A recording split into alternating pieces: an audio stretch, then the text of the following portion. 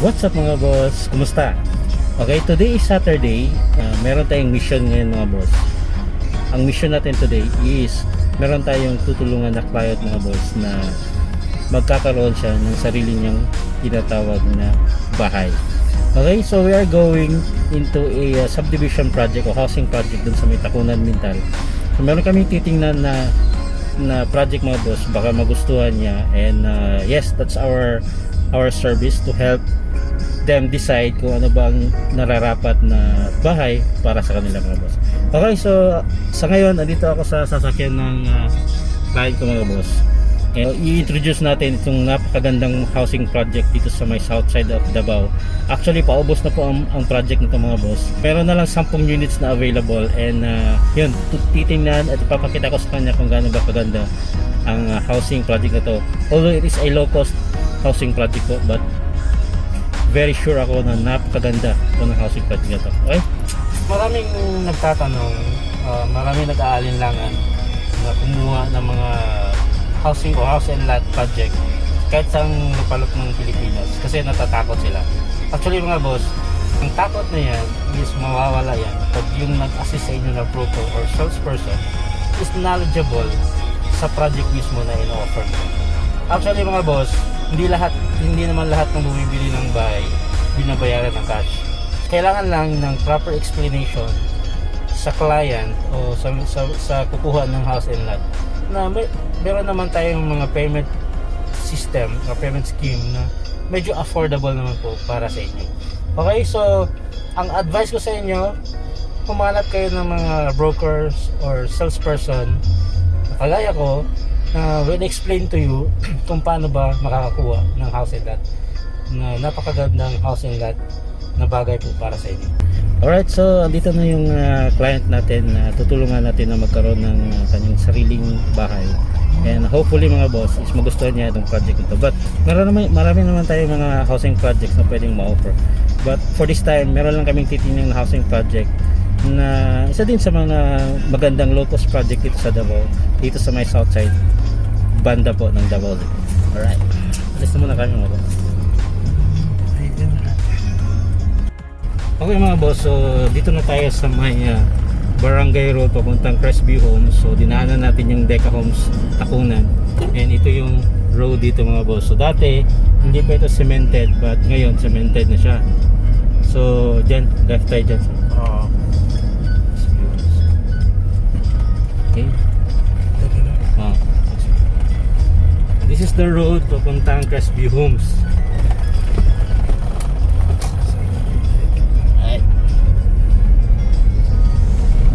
Dili niya po ni Paulo gitong squatter nito. Dili na squatter.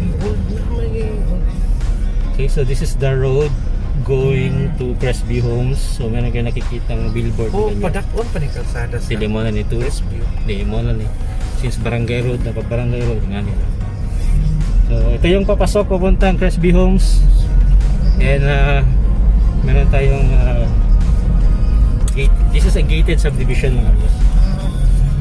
So this is Crestview Homes. So pasok tayo mga boss ha.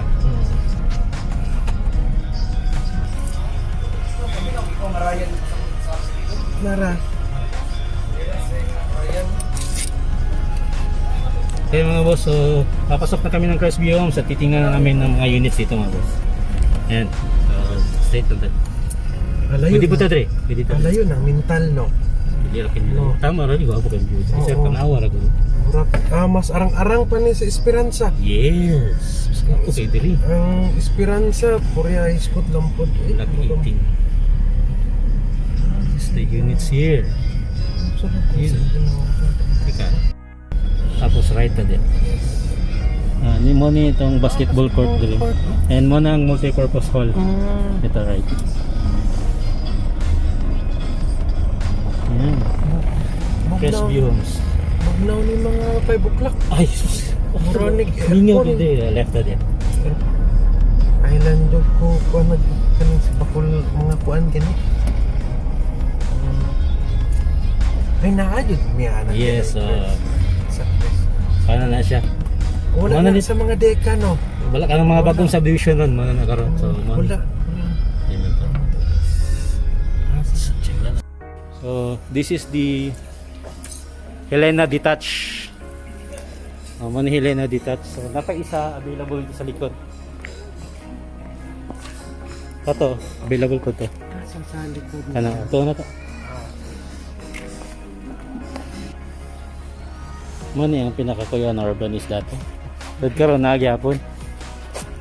Actually si siya ang in charge dili like naka-concerns. Si kisang alan. Dudong. Na mga Hindi na kumusta? may mga in charge na mga leakings or repairs. Kasi within a year man god is siya, di ba? Within sa katuig. Naka ano ka? Oh, 6 months na. 6 months warranty kung may mga Nay. broken tiles, ilisan na nila. Oh, kira ka.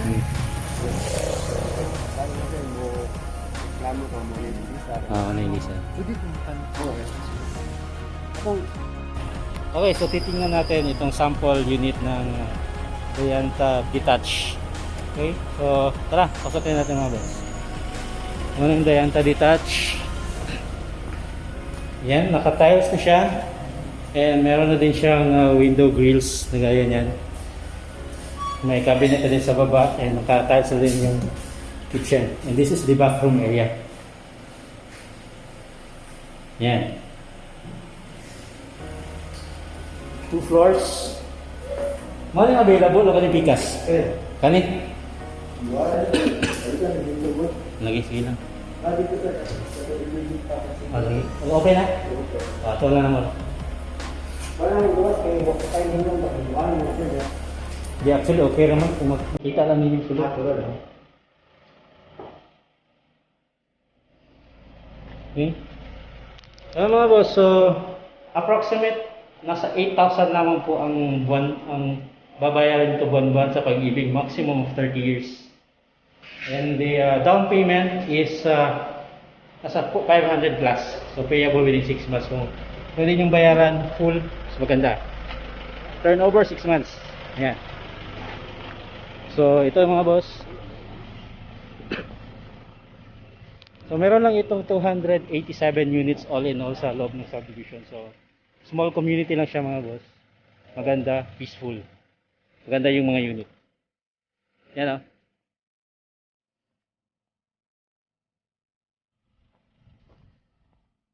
Yan. Okay, so kung gusto nyo kumuha, actually 10 units lang po meron dito mga boss. Contact nyo lang any Modern Realty agents or salespersons or broker na kagaya ng doon sa profile pic ko. Contact nyo lang sila mga boss, matutulungan kayo niyan. Maka-avail na ganito mga units. Yan. Yan, so ito yung likod o likod na part ng unit. Yan. So this is a 100 square meter po na lot area. Yan, pwede nyo siya lagyan dyan sa na extra or extension. Pwede extension dyan mga boss. Okay. And actually meron na din itong tayong mga water reservoir. And lahat ng units meron na ding mga water reservoir na ganyan. That is a required po ng government natin dito sa Davao. So pagtatayo ka ng mga housing, magpa-develop ka ng mga housing, meron ng mga ganyan. Napakagandang Dianta D na unit.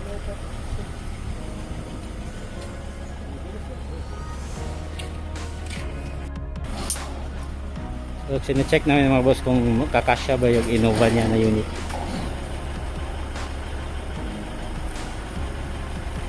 Dito 5.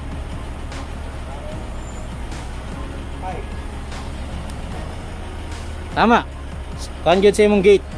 Na, tanan unit with parking space. True. Hindi dako lagi kay. Kani mo ning mga corner lot na attach mo ni attach na firewall. Attach na siya Mo doon. na firewall with attach. So mo ni mong area 3. Asa siya. Dere. Dere. Kas mo siya. Uy, dito. Lusod-lusod mo. Alayo to. Mas gwapo to dito kay Habog. Kay Jer, dito sa baba itong gisulti nimo na ay assume 600,000 perting habuga. Magkalot pa ko, magkuan pa mo, magpinalutay pa mo anang para mo gamay. Dito. Tapos right. Sa dapat. Light na light. Sa may bato. Ikaw na lang magpa Korean grass o Yes, Carabao ikaw na. grass kung mahal ka ko. Isa, hindi niya daw. Hindi mo ito pikas. Ito si Ito rin siya. Asa si Dodong. Ito na yata. Pasig. Oh, Dodong. Dito tayo pikas. Asa? Asa Na pikas itong rice. sultin mo? Oh. Ayun din. Ito, light. Kani dong na na yung kani journal na yung mga bakante. Kani tao. So, this is a sample of Helena attach. Now, you can customize your free spaces like this one. Na pwede mo malagay yung sasakyan mo kung meron ka. Or ito, lagyan mo ng gate na ganito. Kung meron kang corner lot. Okay? Napakaganda ng Crestview Homes mga boss. Okay.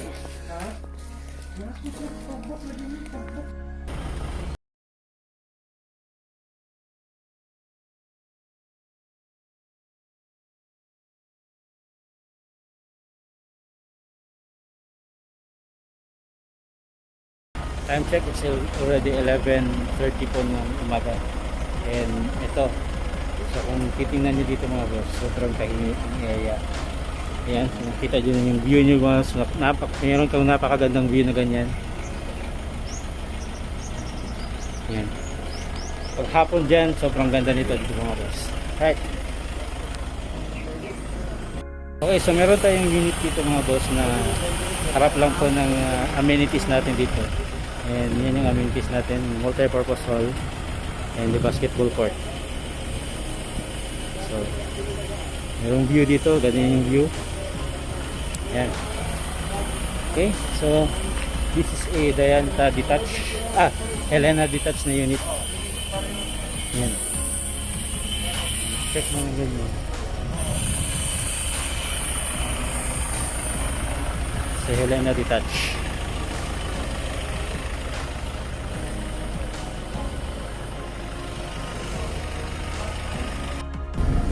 Alright, so tapos na kami dito sa Crestview Homes with Sir Rolly. Yan, Sir Rolly, sa'yo masultin yung sa Crestview Homes. Na mga kwanjod ng buyag. Okay kayo. That case, ano? Hindot siya. Okay ang yung ban. Unit, ambience. Ang ambience o ang yung performance sa quality. Simple. Alright.